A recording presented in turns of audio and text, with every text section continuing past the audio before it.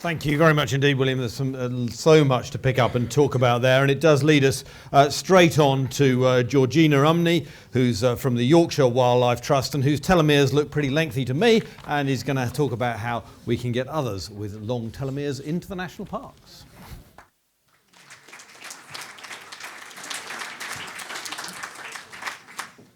Hello, it's great to be here. Yeah, I've been doing a lot of different things over the last few years, so it's really nice to be here and to be able to share some of what I've experienced with you. And I mean, look how fantastic that is.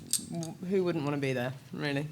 So my name's Georgina Umney, and I'm an environmental activist and artist who's, at the moment, I'm living in London so that I can do the whole art thing and reach people.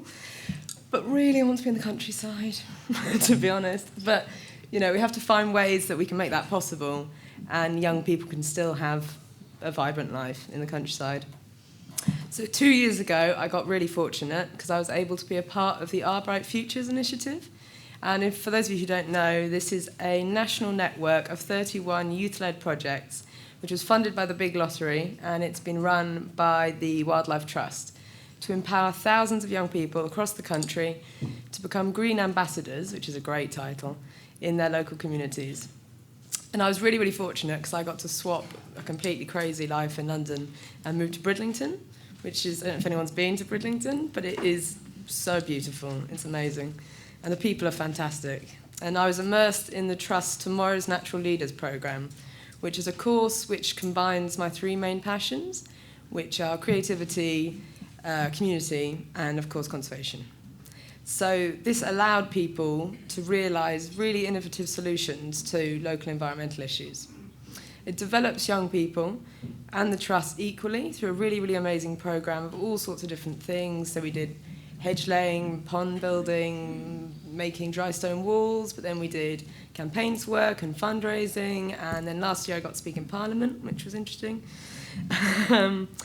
And yeah, I got to do all sorts of amazing creative things, most importantly. What I wasn't expecting to come out of it was how much the course developed and supported my creativity as a really, really viable and important solution to some of the climate issues we're facing.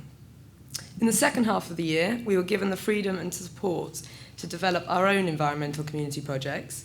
So I teamed up with 3 really brilliant girls on my project, and we created a travel guide called Adventure Always. And the aim of this was to overcome just some of the barriers that are blocking young people from getting out into the countryside.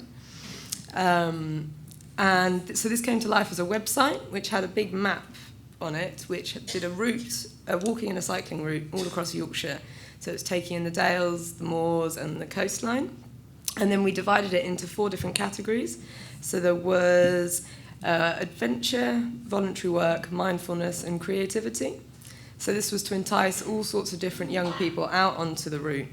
And then we also helped them by signposting all the public transport, anywhere you can stay. And then we developed a scheme with YHA, which was, and Gift Your Gear, so that if a young person turns up at a hostel, they can get free outdoors equipment, because we just don't all have it. And who knows, you know, you go out for the day, you don't know that you're necessarily going to decide to walk the coastline, but if it's there, you can do it. So we recognise that every single one of us here and on our course and in the world is completely unique, and in our experiences, our interests, and our capabilities. So our project needed to reflect this diversity amongst young people. Whether we like it or not, young people are trying to sort of figure out who they are, and that means being quite limitingly selective sometimes in the things that they will and won't relate to or involve themselves with. So it's really, really important going forward that all different environmental organisations help young people get out into nature by showing them how they can bring their interests and their passions and their abilities into nature rather than just going into it passively. For many, as Will touched on before, many young people growing up, now it means urgently seeking meaningful ways of contributing our lives to this planet. So we're now obviously facing overwhelming climate catastrophe, and unfortunately for most of us, the dreams we had growing up of what we were going to do, we just can't even face them anymore. We can't justify saying, yes, I'm going to don't be a poet or, but these things, or an artist even, unless we're contributing it to the environmental movement. And I know that amongst all of my peers, and particularly younger generations than me, that, there's such a scary question of how are we going to do this and what are we individually going to do. But as we speak, tens of thousands of young people all around the world are mobilising themselves for a mass climate strike, which is happening tomorrow, when they will walk out of school and take to the streets in defence of their futures. So basically, we can't keep saying that young people aren't passionate about the British landscape when they're being so vocal about this. There's been a huge rise in the last couple of years of climate strikers, People and Planet members, which is throughout universities, and Extinction Rebellion rebels. And, they've all come forward, even people who are afraid, who aren't confident, who don't feel valuable, are coming forward and they are asking to be heard. But there's still a massive disconnection between this army of young people who want to seek their lives in the environment and organisations who want to engage them. But this is an amazing opportunity for the environmental sector, and national parks are in a really, really good position to offer fresh experiences and employment to these people who are so passionate and active and inspiring and full of ideas to create. But you need to give them the chance to actually create for themselves and to speak for themselves and to actually take meaningful action for their own futures. So obviously one way of beginning this is to reach people while they're in education. And if we're going to think about involving young people in the future of national parks, we first have to consider how we can make national parks a more socially diverse environment.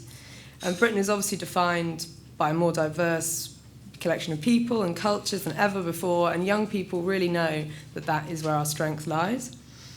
And if we fail to consider diversity going forward, then we've really just alienated young people from the beginning, and we're just going to keep reinforcing the divisions and the exclusivity between people and the landscape, which we just can't afford to do.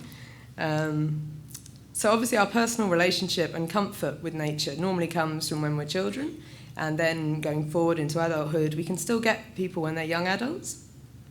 But for most of us here, our fondest memories probably were going out. Even if we were dragged out in the rain as children, we got out, we went out, and that's why we still do it now. And that will obviously directly impact what we pass on to the next generation and also our entire lives, the way we interact with people, the choices we make, the places we go to live, the jobs we have, our whole atmosphere, our calmness, or, our obesity, our inflammations. But to reach the broader spectrum of young people possible, we really need to access them whilst they're still in the education system and they're all still together. And 50% of the British population live within 1 hour of a national park. So this, even overstretched as schools are, this is an affordable, amazing opportunity for the school syllabus. National parks do provide free educational resources to school, but it's well overdue to create a proper, genuine relationship between the education system and the environmental organisations. I hardly need to list the benefits it would have on every one of our lives if growing up we had regular access to the outdoors throughout our development. And many of us take this for granted, but it's really important that these systems are developed in schools early on, and then each individual continues that through their education, and it's developed and tailored to them as their interests develop to help them understand where they can actually fit in to this whole picture. Work placements could similarly be introduced earlier and much more consistently into education, and they could be, for instance, young people need some pocket money. It could be paid work after school, in weekends, in holidays, and still with a mentor from their school and their college, which means that young people are going to be much better prepared for when they go into the workplace. I've experienced a lot in the last couple of years how, for many young people, the transition from full-time education into work placement or university or actual employment is just really overwhelming. It's just, even if you think you've got it, suddenly it's like, no, too much. And that's why it's really important that you don't only expect young people to be volunteers. Yes, you're offering us a great opportunity, thank you. But also, it can have really, really negative effects on people's lives. It can be very, very stressful, especially with mental health issues. I've experienced a lot of really complex housing situations because of financial insecurity. And it also generates rural isolation quite a lot of the time. I knew a girl that was out in Spurn Point on her own for a year. She didn't have a phone, she didn't have any Wi-Fi, she didn't have access to anyone.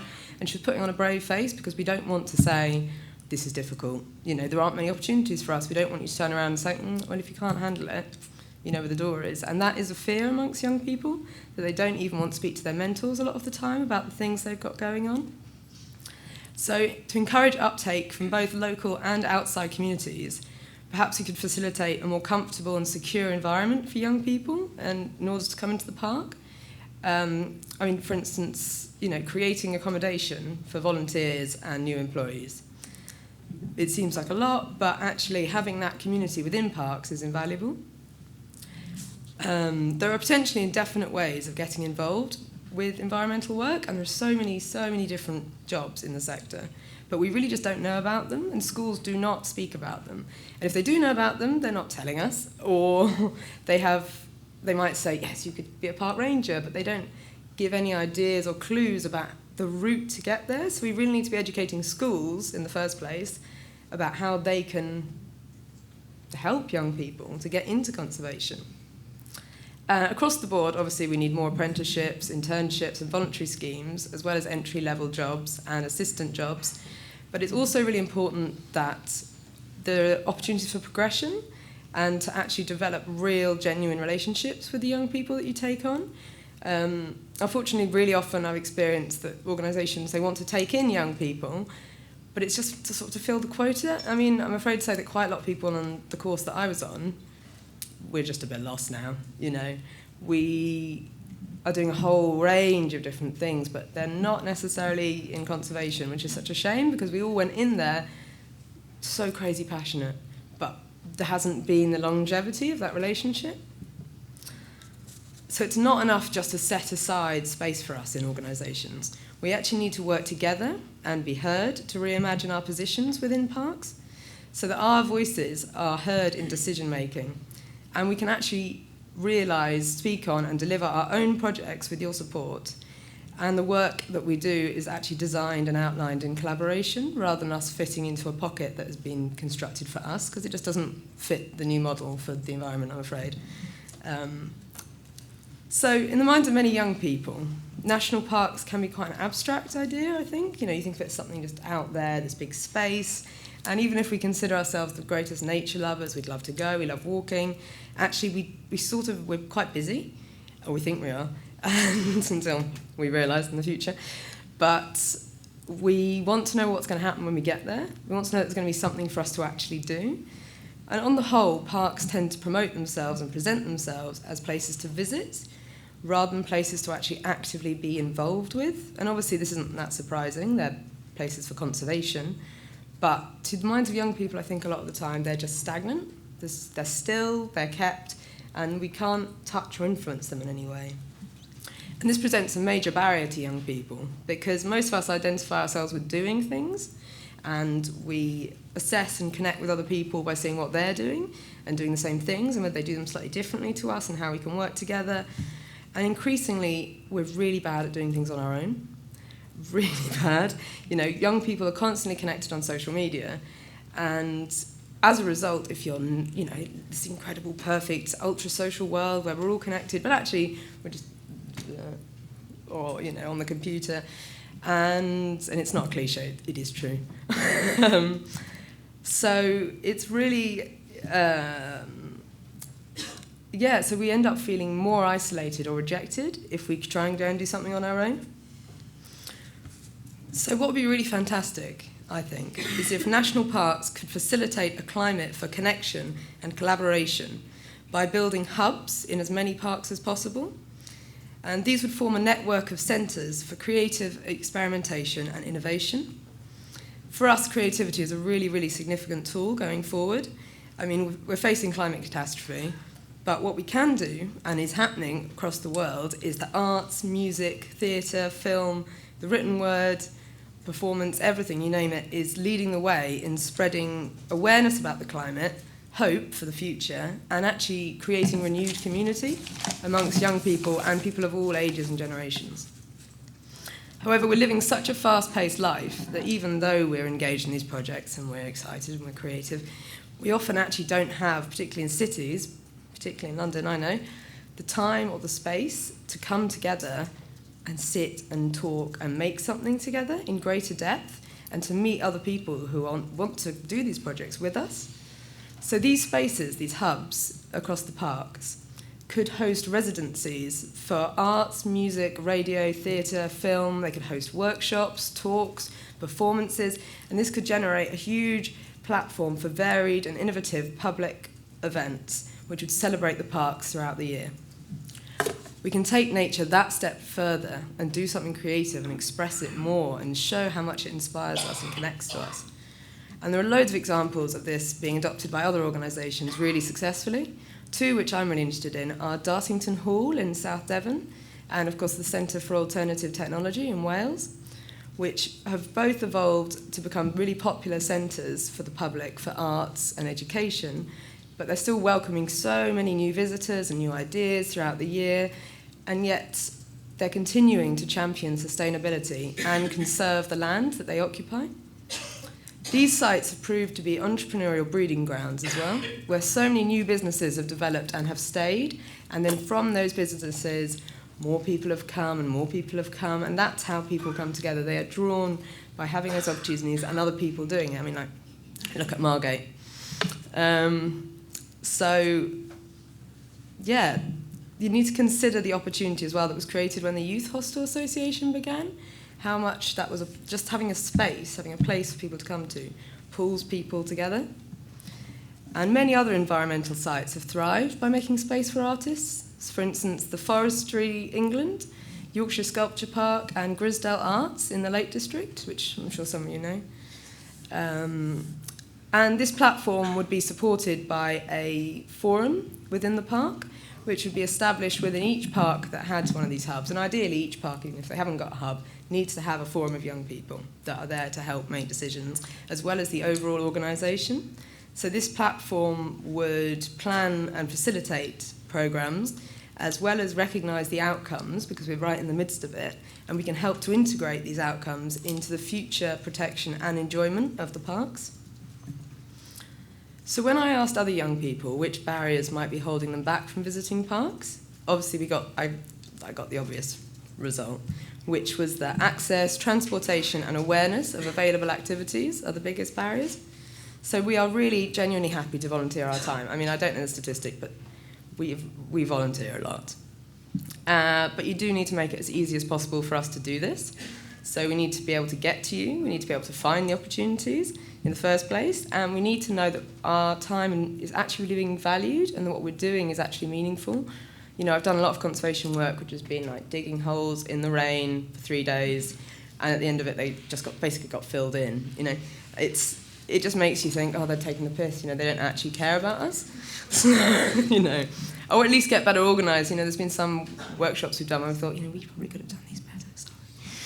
But so it'd be great to have a really clear programme online, outlined and really well promoted of interesting opportunities for young people throughout the year, which could be promoted through a social media campaign.